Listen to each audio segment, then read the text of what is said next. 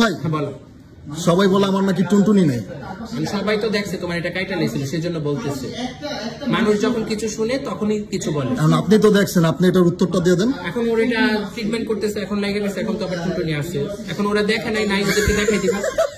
দেখলে আমার মতো বলবে, দেখলে পার্সোনালি আসতে হবে ভাই, ভিডিওতে দিতে পারবো না। তো ভিডিওতে বলে, তুমি ভিডিওতে দেখাই দিবা।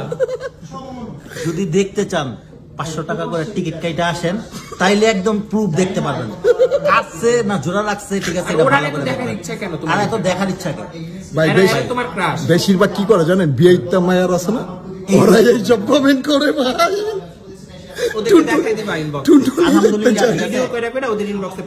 আলহামদুলিল্লাহ ওর জোড়া লাগছে। আর হচ্ছে ডক্টর না জোড়া লাগছে। আমরা ভাই ভাই, ঠিক আছে, আমরা ভাই ভাই, আমরা একজন আরেকজনের খবর সবাই সবার রাখি। তো আপনারা মেয়ে মানুষ, আপনারা ছেলেদের খবর রাখার দরকার নাই ভাই। আমি মাসুদ ভাই ভালোবাসেন। আমি এরকম বিপদে না পড়লে কখনোই বুঝতে পারতাম না যে টুনটুনি কি জিনিস। না আসলে যেরকম মিরাজের হাত নাই, আমরা জানি মিরাজ আফ্রিদিকে, সে জানে হাতে ওরে নিয়ে মানুষ মানে কত বেশি। এটা কারা করে জানে? ডাস্টবিন থেকে দুর্গন্ধ আসে আর গোলাপ থেকে গোলাপের সুবাস আসে, এটা আমরা সবাই জানি।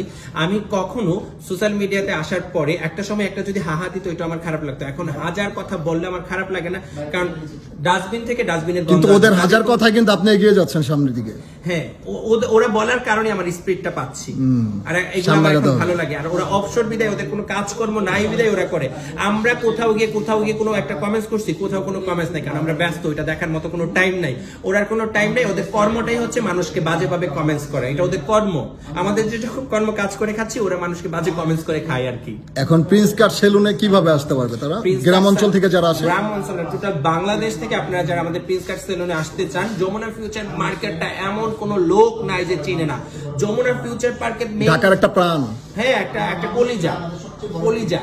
So Jamuna future park, Jamuna future যে আমাদের শপিং মলটা আছে, এটার সাইড দিয়ে হচ্ছে বসুন্ধরা আবাসিকটাতে ঢুকতে যে রোডটা আছে, এটার এখানে প্রিন্স কাট সেলুন। আমি বিল্ডিং এর নামটাই আমি দিয়ে দিয়েছি prince cut saloon. So prince cut নাম্বারটা বলে দেন, আপনার ম্যানেজার নাম্বারটা হচ্ছে আমার ব্রেইনে নাই, বাট নাম্বারটা আচ্ছা একটু আমি আসেন। নাম্বারটা হচ্ছে আমার মুখস্থ নাই, যেহেতু প্রিন্স মামুনের সেলুন, আমি হিংসা করে নাম্বারটা মুখস্থ রাখি না। ওই বলবে তোর প্রিন্স মামুন, আমার প্রিন্স কাট সেলুনের নাম্বার মাসুদ খান মনে রাখেন। এটা নাম্বার বলো, নাম্বার হচ্ছে 0171181282600।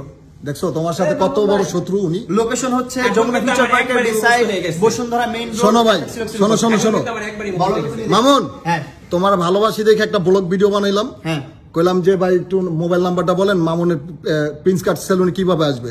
উনি নাম্বারটাই বললো না, হিংসামি করছে মনে। আমার অনেক হিংসা, জেলাস। তোমার সেলুনে বেশি চলতেছে তো এই কারণে উনি ডাউন অনেক জেলাস করতেছে। কিন্তু এখন মামুনে যে বাংলাদেশের, আমি বলি এখন আমি বলি দাও না এখন আমি বলি বাংলাদেশের মধ্যে one of the best gents parlour prince cut salon.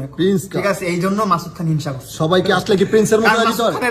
আরো অনেকগুলো আছে তো সন্তানই হয়, সন্তান কখনো মাসুদ খান। তোমার এখানে আসলে কি সবাই প্রিন্স হয়ে যায় না? আচ্ছা, এখন নাম্বারটা বলে দিব, জোকস পার্ট নাম্বারটা বলে দিব।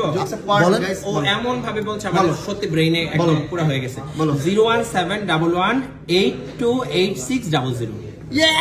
শাবাশ। আর জীবনে কখনো